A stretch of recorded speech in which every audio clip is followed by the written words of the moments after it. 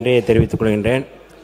நான் பல மாதங்களாக அந்த போராட்ட களத்திலே இருந்தவன் என்கின்ற வகையில் மாண்புமிகு முதல்வர் அவர்கள் அறிவித்த அந்த அறிவிப்பு ஒரு வரலாற்று சிறப்புமிக்க அறிவிப்பாக ஒன்றிய அரசு பாஜக அரசு கொண்டு வந்திருக்கின்ற இந்த திட்டம் கடந்த காலத்தில் நாங்கள் திமுக கூட்டணியில் இருந்தபோதும் கூட இந்த திட்டம் தேவையில்லை, இந்த திட்டம் மக்களுடைய வளர்ச்சிக்கு எதிரானது என்று அப்பொழுது அந்த போராட்ட களத்தில் இருந்தவன்.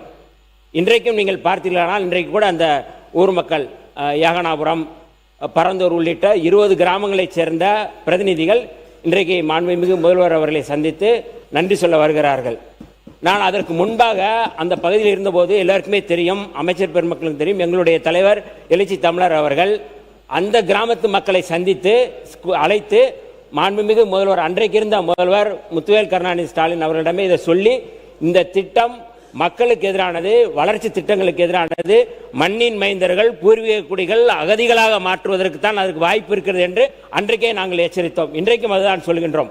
அந்த திட்டம் மக்களுடைய வளர்ச்சி மிக முக்கியமானது. நீங்கள் மாநிலத்துடைய வளர்ச்சியை விட மக்கள் அந்த பகுதியில் இருக்கிற மண்ணின் மைந்தர்கள் மண்ணை விட்டு வெளியேற முயற்சிக்கிறார்கள். ஒரே ஒரு செய்தி மட்டும் நான் சொல்ல விரும்புகின்றேன். அந்த பகுதி ஒரு சிறை வைக்கப்பட்ட பகுதியாக இருந்தது. நானே பலமுறை போக முடியவில்லை. 2 வீலரில் நான் போயிருக்கிறேன் அந்த பகுதியில். அப்படி பேரிகார்ட் போட்டு அந்த பகுதி முழுக்க அந்த பகுதியில் இருக்கிற கிராம மக்கள் மிக மோசமாக நடத்தப்பட்டார்கள். ஆனால் இன்றைக்கு அவர்கள் விடுதலை செய்யப்பட்டார்கள் மாண்புமிகு முதல்வர் அவருடைய அறிவிப்பால். ஒரு தனியாருக்கு ஒரு விமான நிலையம் எடுத்துக் கொடுப்பதற்கு தான் இந்த வேலைகள் நடக்கின்றது. அதை அன்றைக்கே சொன்னோம். அதாவது ஒரு மாநில அரசு ஒரு இன்னொரு விமான நிலையத்திற்கு நீங்க நிலத்தை எடுத்து கொடுக்கிற வேலையை எதுக்கு நீங்க செய்யறீங்க அப்படிங்கிற கேள்வியை நாங்கள் வைத்தோம். அதைத்தான் இன்றைக்கும் நாங்கள் அந்த நிலைப்பாடு தான் இருக்கிறோம். ஆகவே மாண்புமிகு முதல்வர் அவருடைய இந்த அறிவிப்பு என்பது விடுதலை சிறுத்தைகள் நாங்கள் வரவேற்கிறோம். மக்கள் அந்த பகுதியில் மக்கள் இன்றைக்கு விடுவிக்கப்பட்டிருக்கிறார்கள். வளர்ச்சி என்பது வேற எங்காவது வைத்துக் கொள்ளலாம்.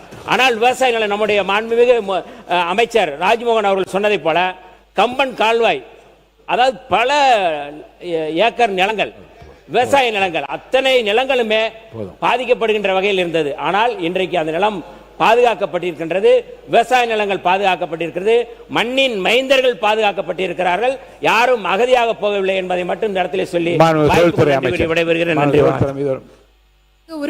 மாண்புமிகு உறுப்பினர், மாண்புமிகு பேரவைத் தலைவர் அவர்களே, மாண்புமிகு உறுப்பினர் அவர்கள் சொல்லியிருந்தாரு உயர்மட்ட குழு ஒரு கமிட்டி போட்டிருந்தோம் அப்படின்னு. ஏன் அப்போ இன்னைக்கு வர அந்த டேட்டாவை ரிலீஸே பண்ணல? ஆர்டிஐல யார் போட்டாலும் அது ரிஜெக்ட் தான் ஆகுது. ஏன் அதை இன்னைக்கு அவங்க ஓப்பனா எந்த இடத்துலையும் சொல்லவே இல்லை? இது ஒரு இதை மட்டும் இல்லாமல் நீங்கள் இன்னைக்கு யூடியூப்ல போய் சர்ச் பண்ணி பார்த்தீங்கன்னா பரந்தூர் ரியல் எஸ்டேட்னு அவங்க அந்த அளவுக்கு ப்ரமோட் பண்ணி அந்த இடத்தெல்லாம் வாங்கியிருக்காங்க. மாண்பு உறுப்பினர் மதார் பதுருதீன் அவர்கள்.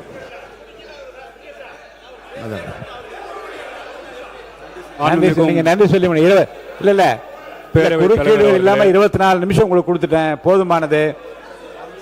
நான் நன்றி சொல்லி முடிங்க.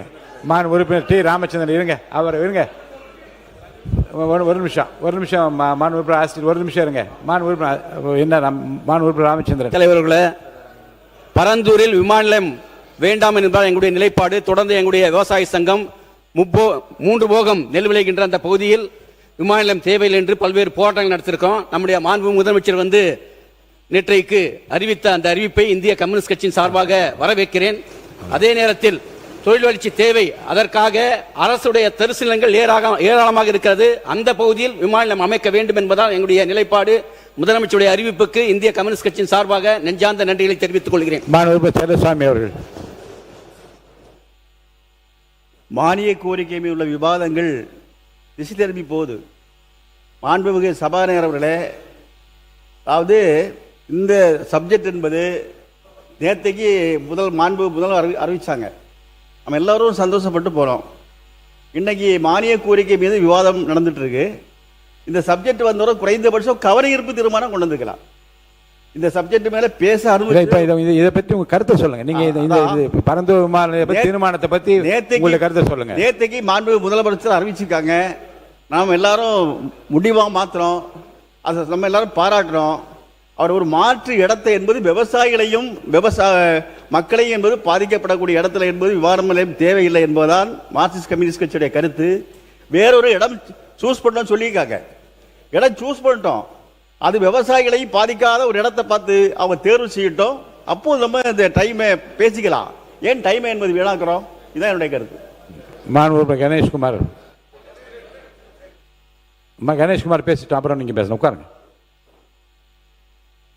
மாண்புமிகு பேரவைத் தலைவர் அவர்களே, பரந்தூர் தீர்மானம், பரந்தூர் விமான நிலையம் கைவிடப்பட்டது அரசனுடைய கொள்கை முடிவு. அதை நாங்கள் விவாதத்திற்குள்ளாக்குவது என்பது எங்களுடைய விருப்பம் அல்ல. ஆனால் தமிழ்நாட்டிற்கு கூடுதல் விமான நிலையம் அவசியம். அவ்வளவுதான், கூடுதல் விமான நிலையம் அவசியம். அதே நேரத்தில் மாண்புமிகு அமைச்சர் அவர்கள் சொல்லும்பொழுது அதனால் கையகப்படுத்தப்பட்ட நிலத்தை வேற பயன்பாட்டிற்கு பயன்படுத்தலான்னாரு. அது சட்டத்தில் அதுக்கு இடம் இல்லை. எந்ததுக்காக கையகப்படுத்தியிருக்கிறோமோ அதற்காக தான் அந்த நிலத்தை பயன்படுத்த வேண்டும். இல்லை என்று சொன்னால் அதை விவசாயிகளுக்கு திரும்பி கொடுக்கணும். அது அரசு அது குறித்து என்ன கொள்கை முடிவு எடுத்திருக்கிறது என்பதை தெரிவிக்க வேண்டும். இன்னொரு விமான நிலையம் இல்லாமல் 1.3 ட்ரில்லியன் எக்கானமியை நம்ம எட்டுவது சாத்தியமில்லை என்பதை பாட்டாளி மக்கள் கட்சியின் கருத்தாக தெரிவித்து அமர்கிறேன். மாண்பு தொழில்துறை அமைச்சர், ஒரு இடத்த எடுத்தோன்னா அந்த பயன்பாட்டுக்கு தான் யூஸ் பண்ணணும்னு மாண்புமிகு உறுப்பினர் அவர் சொல்லியிருந்தாங்க.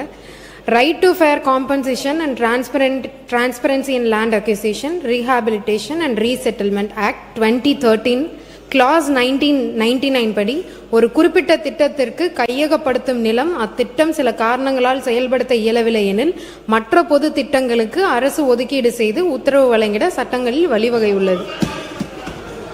எஸ்பி வேலுமணி, மாண்பு எஸ்பி வேலுமணி அவர்கள், மாண்பு